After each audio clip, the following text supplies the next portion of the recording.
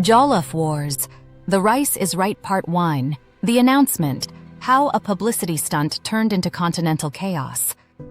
Chapter 1, 1 Million Reasons to Stir.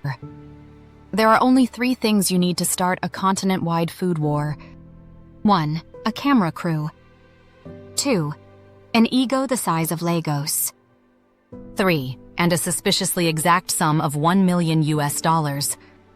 Chef Talks Olatunde had all 3. It was a Tuesday when he made the announcement. Tuesdays are not historically known for violence, but this one would be recorded in culinary history as the day Peace died by pepper. Chef Talks stood before a sea of cameras on the rooftop of his 15-story culinary empire, House of Pepper, wearing a gold agbada, sunglasses at dusk, and a grin large enough to be declared a UNESCO World Heritage Site. "To my fellow Africans," he began, pausing for effect, as though he was about to deliver a peace treaty, not ignite a simmering regional rice vendetta. "The time has come to settle the greatest debate of our generation." He raised a single Maggie cube to the sky. "Which country makes the best? Jollof? Rice?" There were gasps. There were screams. A Senegalese diplomat fainted in Dakar. Somewhere in Accra, a university paused lectures for an emergency Jollof assembly. He continued, "I, Chef Talks Olatunde, your humble spice visionary and founder of Stir It Like Talks, am proud to launch the Jollof Wars, The Rice is Right." The audience was mostly interns who had no idea they'd be in the crossfire of food-based nationalism. One girl dropped her camera. Another whispered, "Wait, are we getting paid for this shoot?" Talks ignored them. "The competition will be fierce. Each country will send one chef. They will battle. They will sweat. They will saute. And the winner shall walk away with $1 million. The cube was still held aloft, glowing slightly under the stage lighting. "In Jollof we trust." He dropped the cube dramatically into a waiting pot. Someone in the back tried to start a slow clap. It failed. No matter, Chef Talks had already walked off stage and into history. Cut to the mockumentary confessional cam, because this was all being recorded for Talks' upcoming Cooking Meets Chaos reality series, Rice to the Top. Interview cam. Chef Talks Olatunde sunglasses on indoors. Sipping Zobo through a reusable straw. There are at least 3 gold rings on each hand. Why $1 million? Simple. You can't get international drama for less. I tried last year with a 10K cooking contest. Do you know who applied? My cousin and one woman who thought it was a raffle. This? This will be an African Game of Thrones. But with more onions. Back in the House of Pepper boardroom, Talks gathered his inner circle of yes-men and brand managers, all dressed like they'd come straight from a failed Afrobeats video. "Right, team," he said, spinning in his leather swivel chair like a Bond villain who preferred bouillon. "We need drama. We need tears. We need rice tension you can cut with a wooden spoon." His marketing director, a man named Bello who once pitched a line of Jollof-scented candles, raised a hand cautiously. "Sir, how do we ensure each country actually participates?" Talks waved the concern away like the steam from freshly cooked basmati. "Simple. We guilt them with history and promise airtime. No one can resist free press and potential international rice humiliation. But what if, hypothetically, this escalates into something diplomatic? Then we go viral." Silence. "And the money?" Bello ventured, because someone had to. Chef Talks smiled the kind of smile that had once gotten him banned from Ghanaian Twitter for 3 weeks. "Technically, the prize fund does not currently exist." Everyone looked at the intern. The intern looked at the fire escape. "It's a future prize," Talks clarified, now rummaging in his spice drawer as if answers could be found behind the paprika. "We'll get it from sponsorships. Or royalties. Or a cryptocurrency I may or may not be launching called Ricecoin." "Sir," the intern mumbled, You can't just promise $1 million. Tox looked over his shoulder, deadpan. Watch me. By Thursday, the continent was on fire. Ghanaian news anchors wore aprons while reporting. Senegal issued an official statement from its Ministry of Culture declaring jollof historically Senegalese and categorically unstealable. Sierra Leone tweeted, "Watch your pots, we're coming." Someone leaked a photo of Cameroon's team having a strategy meeting that involved diagrams, military-style briefings, and a goat named Patrice. The hashtags trended faster than a Davido single. Jollof Wars / rice is right / Ghana will win, not Nigeria said. What? Team Senegal original recipe / Tox you. Madman Tox, meanwhile, was having his beard oiled with coconut shea blend, preparing for the real war, sponsorship negotiations. "Get me the onion, people," he said to his assistant, who was now operating as both a PA and part-time bodyguard. "And tell Maggie I want naming rights." Back on the confessional cam. Interview cam. Tox holding a chicken like a baby. Why? No one knows. Look, people always say, don't play with food. I disagree. Food is how we play, how we fight, how we flirt. You want peace? That's cute. I want spice. Pause. And if Ghana thinks they're winning this year, tell them I've already tested Ego Ajayi's jollof, and it made a grown judge cry into his mustache. Cut to the judge in question, sobbing quietly while eating leftover rice straight from the pot with a serving spoon. And just like that, the gauntlet was thrown. $1 million. One dish. One continent's collective sense of superiority at stake. It was time to stir the pot. And somewhere in Accra, someone was already Googling how to sabotage jollof without leaving fingerprints. Chapter 2. The Rules of War. There are rules. And then there are Tox rules. One is written in international culinary codes. The other was scribbled on the back of a suya napkin at 2:13 a.m. during an after-party in Lekki, with Chef Tox declaring, "No coconut. Coconut is a betrayal of the rice." Naturally, these rules became law. The official competition document, the Jollof Codex V1.0 Beta, was released via a dramatic Instagram Live, accompanied by drumroll, gospel choir, and a slow-motion shot of palm oil being poured like holy anointing oil over an empty pot. Chef Tox stood in a velvety red robe, holding a golden ladle like a scepter. "Today," he boomed, "we declare the laws of the ladle." The rice ritual. The Jollof Justice Charter. Behind him, the competition's head referee, Oba Rattel Johnson, nodded once, then rechecked his Tupperware of backup rice. The document, 47 pages long, with 16 pages of footnotes, 2 of which were in Pidgin, contained the following rules, all legally binding by the court of public opinion, Instagram comments, and one enthusiastic food blogger named Auntie Nkem. The 10 sacred rules of the Jollof Showdown. Thou shalt use rice that is not fraudulent. Definition of fraudulent includes Uncle Ben's, automatically disqualified. Rice that smells like plastic. Rice that your auntie gave you from a man in church. If it can't pass the ancestral wash test, shake, sniff, rinse while humming, it's banned. 2. No coconut rice. No exceptions. This rule caused instant riots in half of West Africa and trended for 36 hours under the hashtag "Coconut is not a crime." Chef Tox refused to budge. "It's called Jollof Wars," he declared. Not Caribbean cousin's side dish. Stew must be red. Not orange. Not brown. Not suspiciously pink. Any stew color outside the approved hex code #B63229, aka Sacrifice Red, results in immediate disqualification, spiritual side-eye, and 3 weeks of culinary shame. No measuring cups allowed. Kwam Bonsu from Ghana challenged this immediately.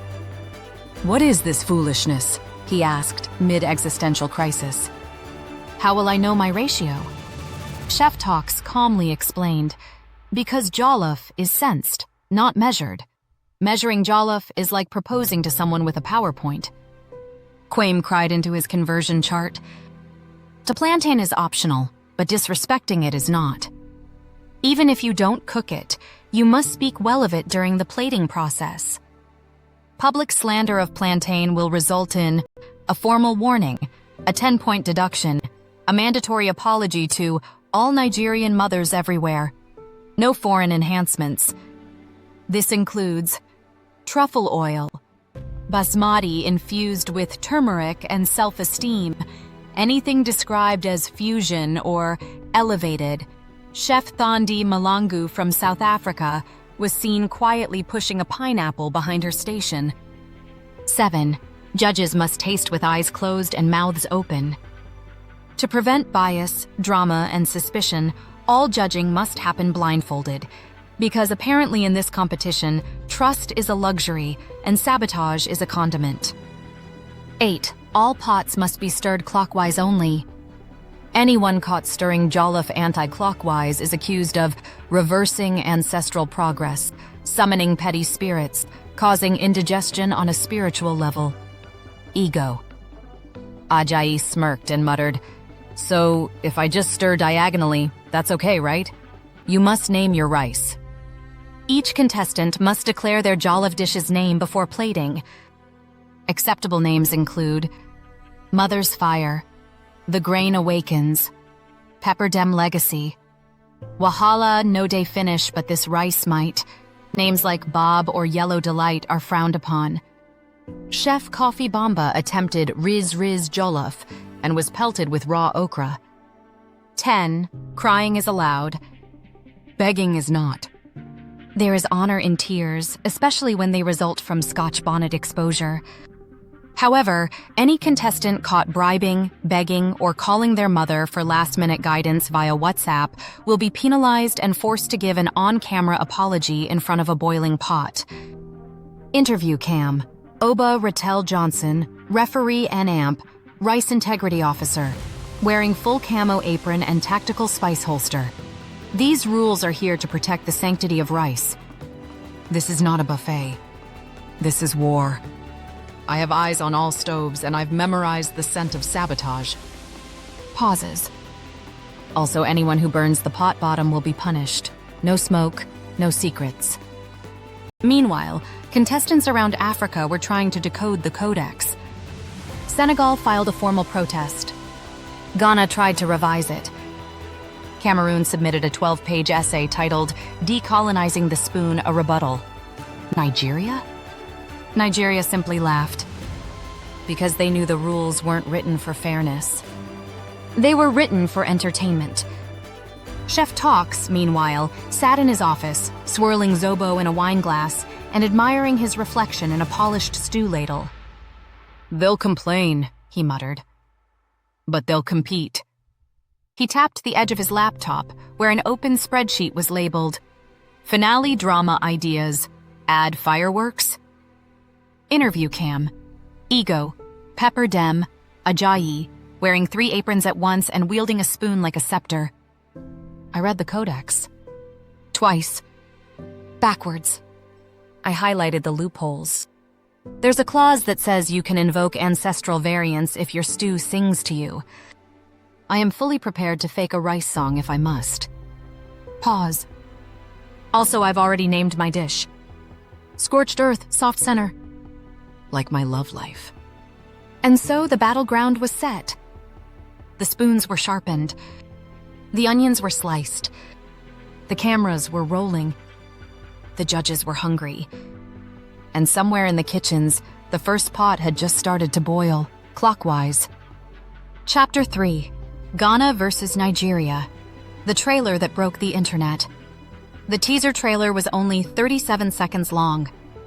That's all it took to fracture Pan-African peace, collapse 2 celebrity marriages, and cause an emergency United Nations Zoom call, where one confused delegate from Sweden asked, "What exactly is jollof rice, and why is the continent on fire?" The trailer, posted simultaneously on YouTube, Instagram, TikTok, and an illegal burner WhatsApp broadcast list managed by Chef Talks' media team, codename Pepper Leaks, was designed to generate excitement. What it generated instead was a meme war so violent it required subtitles and sage burning. It opened innocently enough, a dramatic slow pan over a simmering pot, the rich red stew bubbling like molten lava sent by the gods of starch. An orchestral remix of Sweet Mother played in the background. So far, so patriotic. Then it cut, suddenly and without warning, to Chef Kwame Bonsu of Ghana, adjusting his all-white chef's uniform, hands clasped in silent reverence before a sacred bowl of jasmine rice. He looked straight into the camera. "I do not cook jollof," he said slowly. "I calculate it." Cut to black. Then boom. The screen exploded into flames, CGI but aggressive, and we were dropped into the shot that changed lives and deleted friendships. Chef Ego Pepperdem Ajayi from Nigeria, walking in slow-mo through a plume of pepper smoke, wielding a wooden spoon like a sword. She didn't speak. She didn't need to. Her apron read, "Ghana Jollof is soup for sorrowful men." Cue record scratch.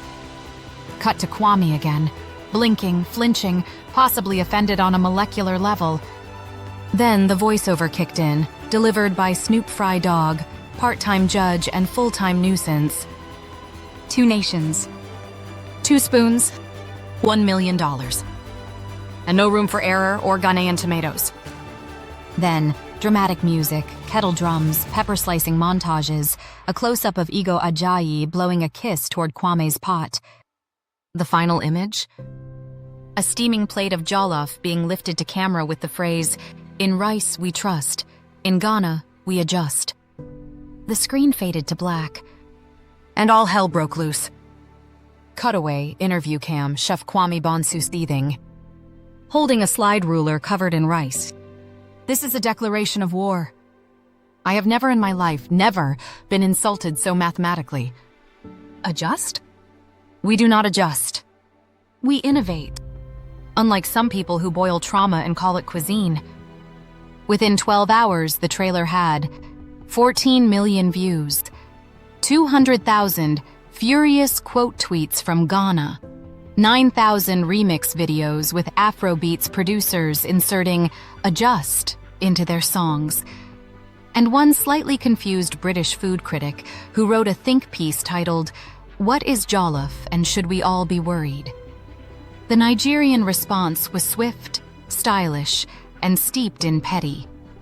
Adjust Your Expectations trended for 3 days. Memes flooded in. A photo of Ghanaian jollof next to a bowl of hot water captioned, "Spot the difference." A viral TikTok of a Nigerian grandma taste-testing Ghanaian rice and quietly whispering, "Is this punishment?" One enterprising Lagos DJ released a diss track called "Stewicide." Meanwhile, Ghana fought back, valiantly.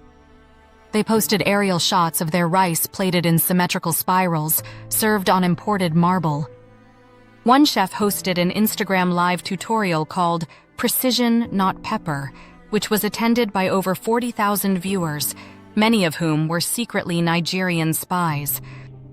A particularly savage meme emerged from Accra, a side-by-side of Chef Talks and a used pot scrubber with the caption, "Both shine, only one has flavor." Cutaway, interview cam, Chef Talks leaning back sipping tea made from actual Nigerian pride.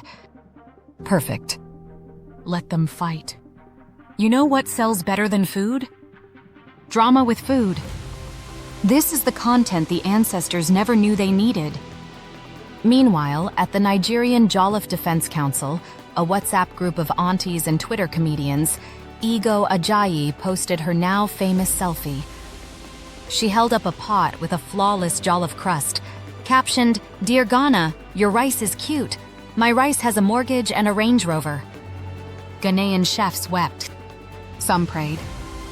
Kwame fainted theatrically in a live interview on City TV and had to be revived with fried plantain and national pride. Back at the show headquarters, Oba Ratel Johnson, competition referee and ex-military rice purist, issued an internal warning memo. This is a kitchen, not a battlefield. No more trailers without neutral spice tone. No more slogans that violate intercontinental food treaties. Also, someone left a pot boiling on camera 3. It is now sentient. Cutaway. Interview cam. Ego pepperdem aji unbothered. Braids tied back. Apron folded neatly like origami of war. I didn't say anything. All I did was walk through pepper smoke and stir truth. If they're crying, maybe the stew touched their soul.